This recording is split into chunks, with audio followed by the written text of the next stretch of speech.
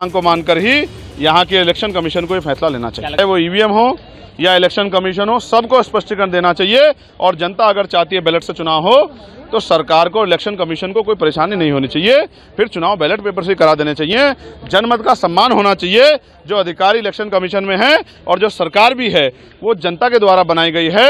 और election commission में बैठे, एसी के कमरों में बैठे अधिकारी भी जनता के टैक्स के पैसे से ही तनख्वाह लेते हैं। तो जनता के मुद्दों को सुनना और उनको, उनके मन में लोकतंत्र, संविधान और संवैधानिक संस्थाओं के प्रति विश्वास बनाए रखने के लिए अगर जनता ये चाहती है कि बैलेट पेपर से चुनाव हो तो एलन मस्क की जरूरत नहीं है। यहाँ की जनता की मांग को मानकर ही यहाँ के इलेक्शन कमीशन को ये फैसला लेना चाहिए। क्या लगता है 2400 दुरुपयोग भी हुआ इसका? अब ये मैं फिर आपसे कह रहा हूँ कि ईवीएम पे चर्चा इसलिए ज़्यादा नहीं कर रहे हैं कि बीजेपी के लोगों ने झूठ बोल के और फिर और बहुत लोगों ने झूठ बोल के हमारे वोट को इस बार ले लिया है। मेरा एक सवाल आपसे ये है, ये परिवार 10 दिन से यहाँ बैठा है, इंडिया अलायंस के लोगों ने हमारे लोगों से वोट ली है, क्या उनको नहीं दिखता कि हमारे लोगों की जान गई है? उनको भी इस पे सवाल खड़ा करना चाहिए।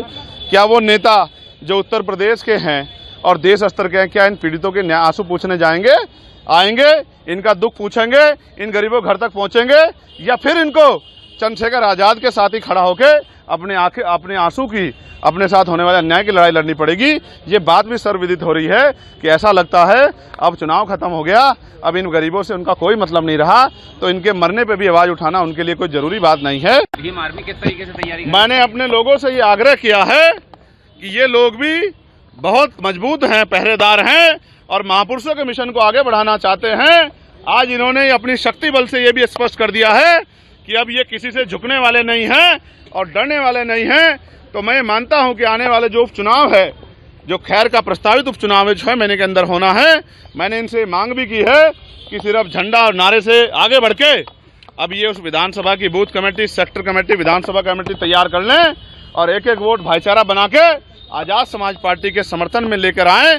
और जो आवाज़, जिस तरह इन्होंने दिल्ली में अपनी आवाज़ पहुँचाई है, तो अगले 6 महीने के अंदर उत्तर प्रदेश की असेंबली में भी इनकी एक मजबूत आवाज़ जानी चाहिए, जो यहाँ के कमजोर और हक वंचित समाज के लोगों से, यहाँ की सरकार से आंख में आंख डाल के सवाल पूछे। कितनी सीटों पे लड़ाई, कितनी सीटों पे तैयारी है, कितनी सीटों पे तैयारी होगी? ये पार्टी का इशू है, मेरा इशू नहीं है। पार्टी के नेता खड़े हैं, मंत्री जी खड़े हैं और प्रदेश अध्यक्ष जी और जिले के मंडल के लोग हैं, इनका फैसला मैं तो वर्कर